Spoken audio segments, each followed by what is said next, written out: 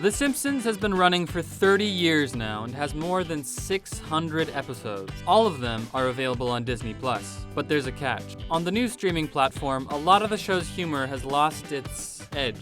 Let us explain exactly what happened.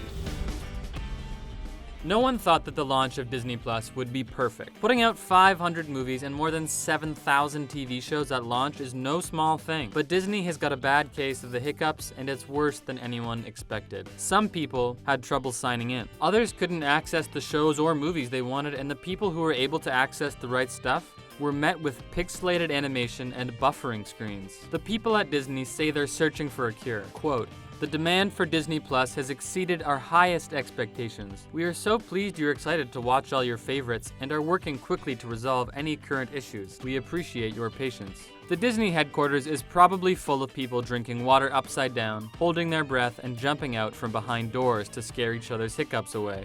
But there are some compatibility problems that will be much harder to solve with specific shows like The Simpsons. Before you get too worried, George Lucas isn't involved in The Simpsons, so there won't be any re-edited McClunky, even though he and Matt Groening do look an awful lot alike.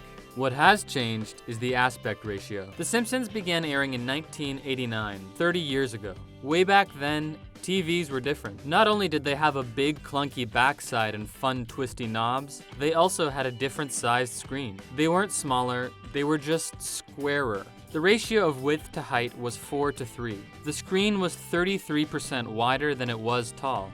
So, if you had a 42-inch TV, a pretty standard size nowadays, it would have been 31 inches high. This size was set as the universal standard by the Society of Motion Picture Engineers back in 1917.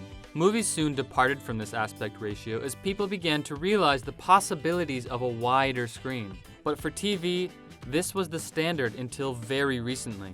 Because The Simpsons is a TV show, it was made in 4:3 all the way up until 2009, when it switched to the new widescreen standard of 16:9. All 30 seasons of The Simpsons are available on Disney+, but 20 of those seasons are in 4:3 aspect ratio, and everything on Disney Plus is in 16:9. What this means is that 20 seasons of Simpsons, more than 400 episodes, are crammed into a different aspect ratio. The top and bottom of the frame are cut off. This may seem like technical nitpicking, but it has a real impact on the show. The Simpsons, even more than any other show, relies heavily on visual comedy. With the top and bottom of the frame gone, so are some classic jokes. But the funny thing is, this isn't even the first time this has happened to The Simpsons. All the way back in 2014, FXX decided to air a week-and-a-half-long Simpsons marathon, which sounded like a great idea, but didn't quite go so well as fans had hoped. See, earlier in the decade, the switch from standard definition to HD TV had been a bit of a rough transition for audiences, who still weren't super happy about how it all went down. And what do you know, when FXX started airing all of the classic Simpsons episodes, they did so in the now standard 16:9 aspect ratio. Only the die-hard fans noticed right away, but they quickly pointed out how, when you crop half of the frame from any given episode, you miss so much detail.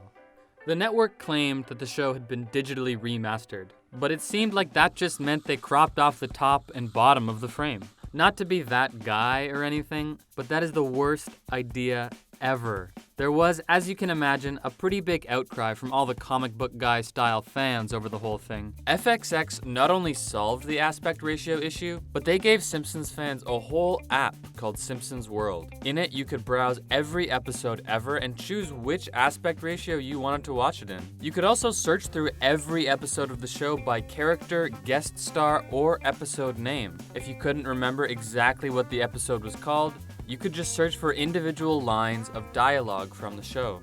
But Simpsons World is a thing of the past. When you visit the website, there's nothing there except for a little message. It says, "Thank you for your interest in FX networks. The content you are trying to access is not available in your region." And by region, they mean the entire world. When Disney bought Fox, they got the exclusive rights to stream The Simpsons in whatever aspect ratio they wanted.